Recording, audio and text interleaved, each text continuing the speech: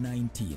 Hao ni kama watu ambao wanaishi na magonjwa kama vile virusi vya HIV, kansa, TB, kisukari, miongoni mwa magonjwa mengine. Lazima wazingatie matibabu ili kuboresha kinga mwilini. Lazima wahakikishe wamepata dawa ipasavyo. Tembelea kliniki yako au kituo cha afya kilicho karibu nawe kwa maelezo kamili kuhusu jinsi ya kupata dawa. Places of worship will now be open with 100 members as the maximum population of congregants.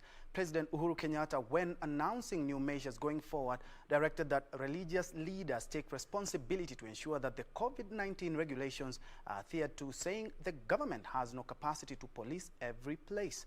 According to the new directive, all sessions should not exceed 1 hour, and children under the age of 13 years and those over the age of 58 shall not attend worship.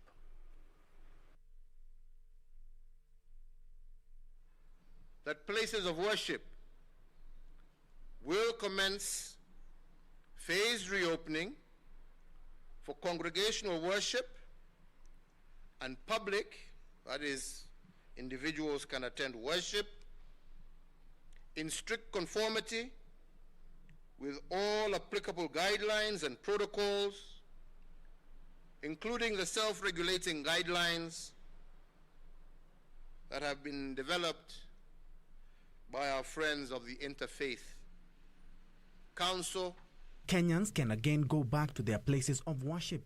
In his speech on Monday, the president noted that places of worship will begin phased reopening for worship in a period that does not exceed 3 weeks after they fully engage with their colleagues across the country.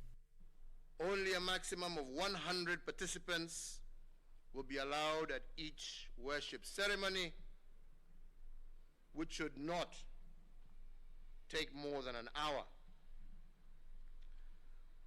That Sunday schools and madrasas shall continue to remain suspended until further notice.